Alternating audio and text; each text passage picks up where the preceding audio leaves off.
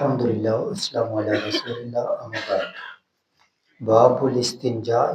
بالحجارات، پتھر کے ساتھ استنجا کرنے کا بیان۔ قال حدثنا احمد بن محمد المکی قال حدثنا عمرو بن یحیی بن سعید المکی عن جدہ عن ابی ہریرہ،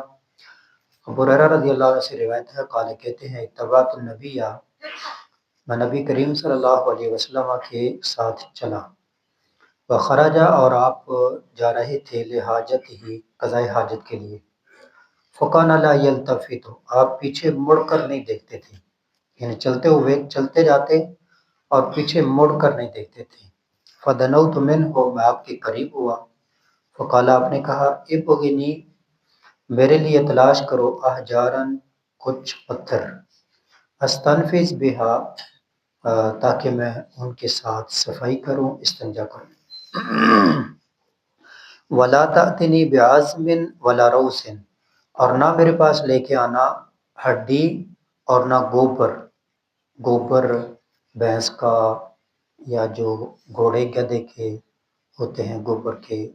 دانے بنے ہوتے ہیں، تو وہ گوبر نہیں لے کر آنا۔ فاتیتہ، میں آپ کے پاس لایا، باحجار، پتھر کے ڈیلے، بے طرف ثیابی، اپنے کپڑے کے ایک پہلو میں ڈال کر، فوضعتها، میں نے ان کو رکھ دیا، الی جنبہ، آپ کی ایک جانب، وعرضت عنہ، اور میں منہ پھیر کر کھڑا ہو گیا۔ فلما قضا، جب آپ نے قضاء حاجت کر لی، قضاء حاجت سے فارغ ہو گئے، اتبعہ بہن،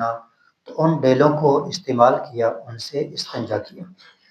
تو یہاں سے ایک بات یہ معلوم ہوئی کہ جو پتھر ہے، تو پتھر کے ٹکڑے جو ہیں ان سے استنجا کیا جا سکتا ہے،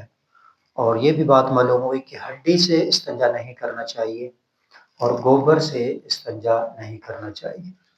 یہ ہڈی، یہ اس کے اوپر جنوں کی خوراک ہوتی ہے، ہڈی کے اوپر جتنا گوشت، جب ہم گوشت استعمال کرتے ہیں اور ہڈیاں پھینک دیتے ہیں، جب جنات وہاں سے گزرتے ہیں، ہڈیاں پڑی ہوئی ہوں، تو ان کو ان ہڈیوں کے اوپر اتنا ہی گوشت ملتا ہے جتنا پہلے تھا، اور ایسے ہی گوبر، وہ ان کے جانوروں کی خوراک ہوتی ہے، تو گوبر جس چیز کا ہو، چارے کا، جب وہ پاس سے گزرتے ہیں تو وہ گوبر اسی چارے کی شکل میں ان کو ملتا ہے اور وہ اپنے جانوروں کو کھلاتے ہیں۔ تو لہذا ان سے استنجا کرنے سے اجتناب کرنا چاہیے، وغیرہ وہ چمڑ جاتے ہیں۔ اللہ کریم سے دعا ہے کہ اللہ کریم ہمیں حدیث کے مطابق اپنی زندگی بسر کرنے کی توفیق عطا فرمائے۔ السلام علیکم۔